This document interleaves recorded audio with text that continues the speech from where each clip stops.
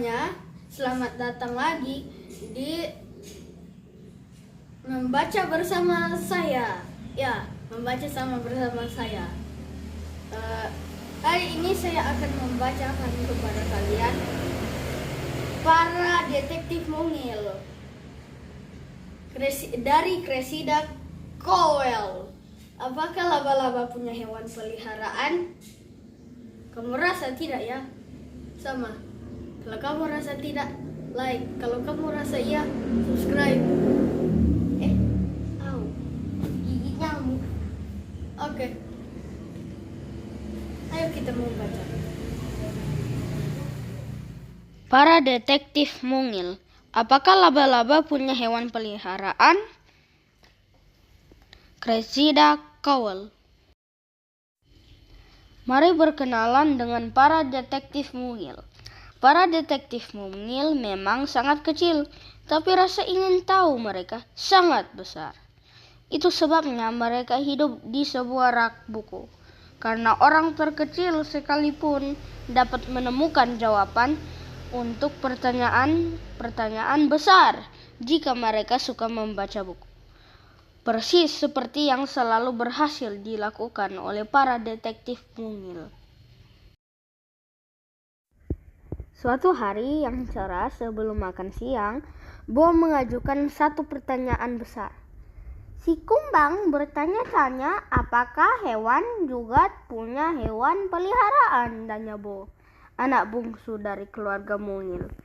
Si Kumbang adalah kumbang peliharaan Bo. Si Kumbang tidak mungkin menanyakan hal itu karena dia tidak bisa berbicara, kata Oli. Sebagai anak tertua, dia merasa paling tahu. Ya, dia bisa berbicara, sahut Bo.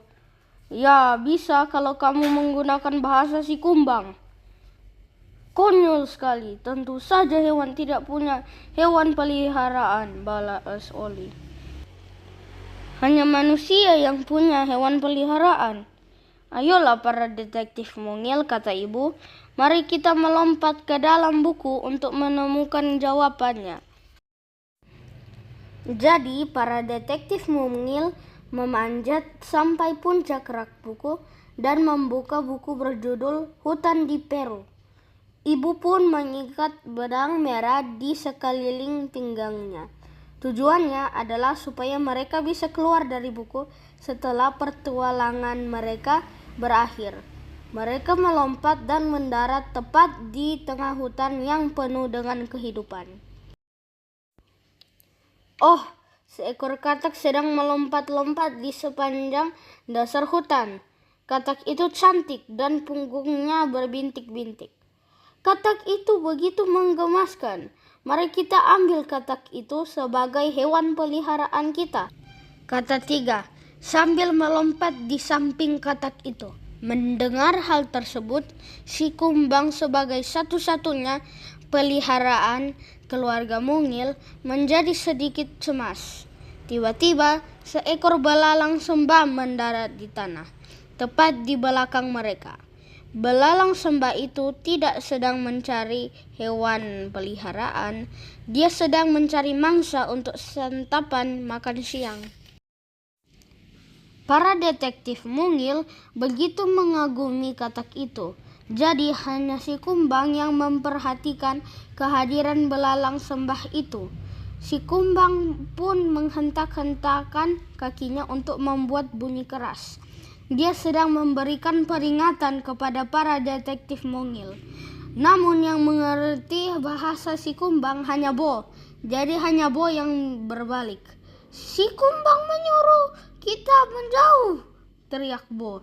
Ketika belalang sembah itu terbang untuk mengejar si katak, para detektif mungil pun melarikan diri.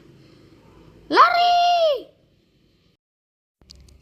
Katak itu melompat semakin jauh menuju sebuah lubang di pohon.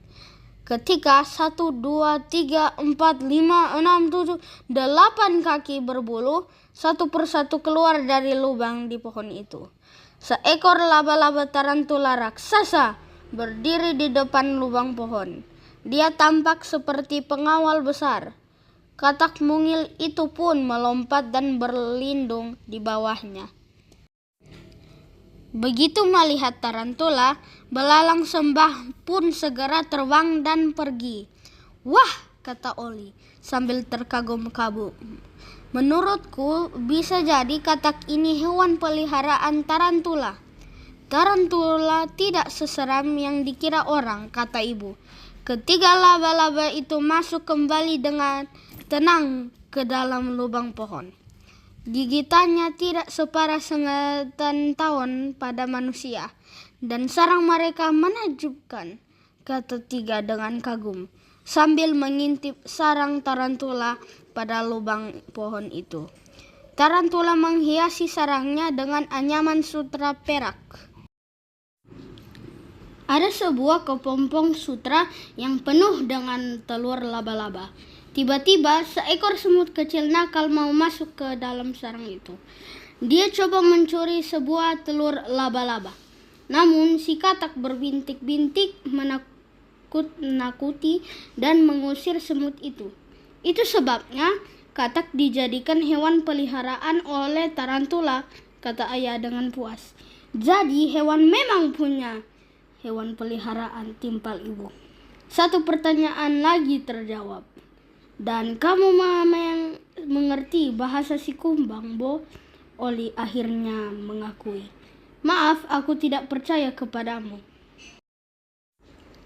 Ibu dengan kuat menarik benang merah di pinggangnya 3 kali supaya keluarga mungil bisa naik ke atas.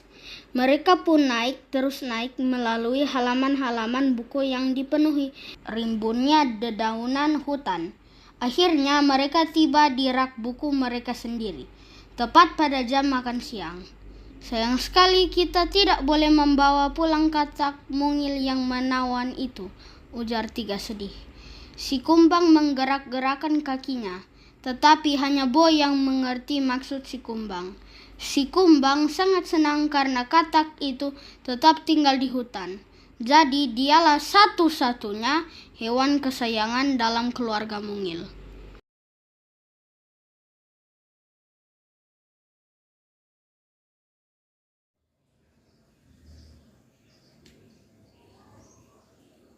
Oh, terima kasih sudah membaca dengan saya, teman-teman. Apakah kalian suka? Oke. Sampai jumpa.